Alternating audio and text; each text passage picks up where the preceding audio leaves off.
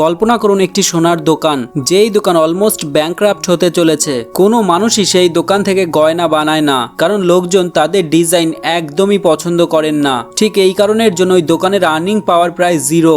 Naturally দোকানদার ডিপ্রেশনে চলে যায়, কারণ সে কোনো রকমের টাকা ইনকাম করতে পারছে না। তখন সে চিন্তা করে যে এই দোকান অ্যাজ ইট ইজ কাউকে বিক্রি করে দেওয়া উচিত, কিন্তু একজন এই দোকানটি কিনে নেওয়ার জন্য রেডি না। এখন আপনার কাছে প্রশ্ন হলো, আপনি হলে কি এই দোকানটা কিনতেন?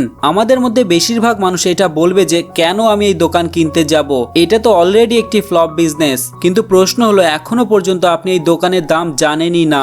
আমি যদি বলি মালিক তার দোকান 10 লাখ টাকায় বিক্রি করবে, যেখানে সেই দোকানের সাথে 15 লাখ টাকা সোনাও দেবে ওই টাকার মধ্যে।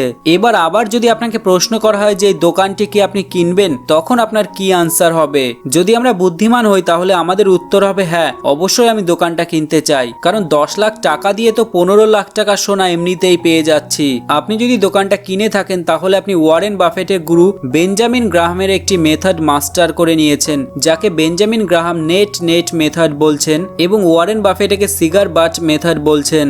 এবার আপনি বলবেন যে দোকানদার বোকা থোড়ি যে এমন একটি ডিল করবে তার বিজনেস লস করে 15 লাখ টাকা সোনা 10 লাখ টাকায় কেন দেবে। কিন্তু এমন যদি কোনো কোম্পানি যেটা পাবলিক কোম্পানি অর্থাৎ নর্মাল পাবলিক সেই কোম্পানির শেয়ার কিনতে পারে, অনেক ক্ষেত্রে কোম্পানি যখন কোনো ভালো পারফর্ম না করে তখন ইনভেস্টাররা ওই কোম্পানির শেয়ার বিক্রি করতে থাকে। এর ফলে যেটা হয়, কোম্পানির শেয়ারের ভ্যালু ধীরে ধীরে ওই কোম্পানিতে থাকা ক্যাশ এবং অ্যাসেটের থেকে অনেক কমতে থাকে। ঠিক সেই সময় এই অপরচুনিটি আমাদের কাছে থাকে, কিন্তু মাঝে মধ্যে স্ট্র্যাটেজিটা ফেলও করে। ফর এক্সাম্পল সত্যম কম্পিউটারের ক্ষেত্রে এমন একটা সময় হয়েছিল যে এই কোম্পানিতে পড়ে থাকা ক্যাশ প্রচুর পরিমাণে বেড়ে গেছিল।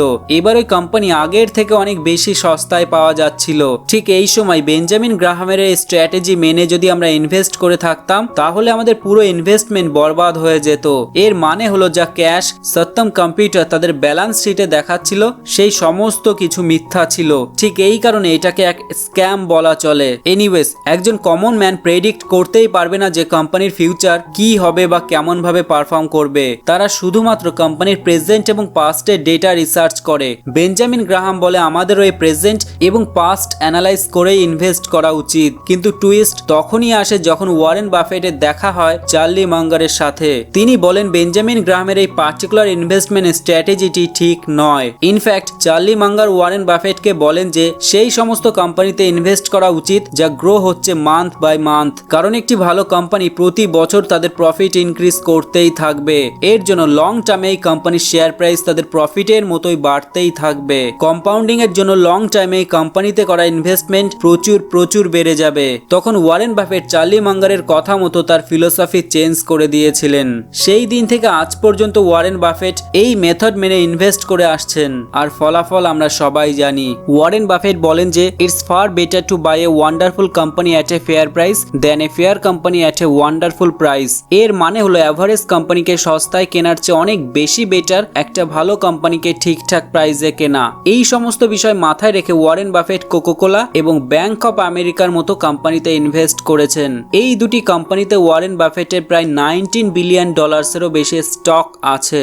যেমন ইন্ডিয়াতে যারা এইচডিএফসি বা ইনফোসিসে ইনভেস্ট করেছিলেন আজ তারা প্রত্যেকে কোটিপতি। এরপরে আসে পিটার লিঞ্চ, যিনি ফেমাস 3টি বিজনেস বা স্টক মার্কেট রিলেটেড বই লিখেছেন।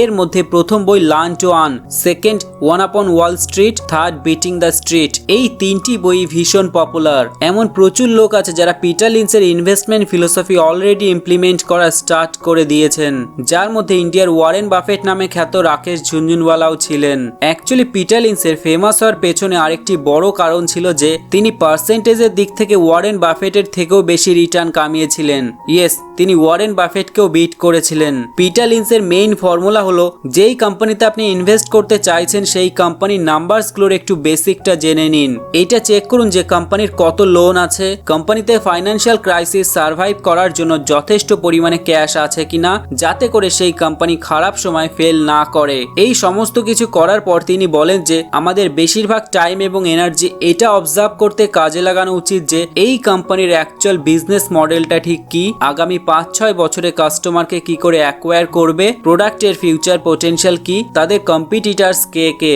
For example, Peter Lynch stop and shop নামে একটি কোম্পানিতে ইনভেস্ট করেছিলেন। এটা তিনি জানতেন যে কোম্পানি গ্রো করছে, লোকজন এই কোম্পানির প্রোডাক্ট পছন্দ করছে, প্রতি প্রতি বছর নতুন নতুন লোকেশনে স্টোর খুলছিল এবং প্রতিটা লোকেশনে তাদের ব্র্যান্ড ভীষণ পপুলার হচ্ছিল।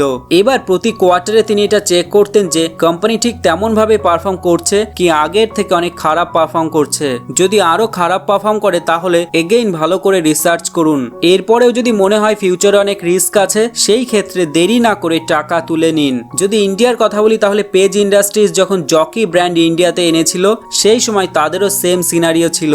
নতুন নতুন স্টোর খুলছিল, জকি ব্র্যান্ড ফেমাস হচ্ছিল, প্রতি বছর কোম্পানি বেশি সেল এবং বেশি প্রফিট বানাচ্ছিল, ন্যাচারালি তাদের শেয়ার প্রাইসও বাড়ছিল। আর এটাই হলো তাদের প্রাইস চার্ট। তো কনসেপ্ট ভীষণই সিম্পল। কোম্পানি যদি তাদের সেল এবং প্রফিট ইনক্রিজ করে ইয়ার বাই ইয়ার, সেই ক্ষেত্রে লং টার্মে তাদের শেয়ার প্রাইসও ইনক্রিজ হবেই। এরপরে আমরা কথা বলবো কমন ইনভেস্টরদের হিরো জন সি বগলকে নিয়ে। ওয়ারেন বাফেট তো এটা স্বীকার করেছেন যে ইনি সবচেয়ে বেশি কমন বা নর্মাল ইনভেস্টরদের জন্য প্রফিট কামিয়ে দিয়েছেন যা অন্যান্য ফান্ড ম্যানেজার দিতে পারেননি। এবার আপনি বলবেন যে ইনি কি এমন করলো।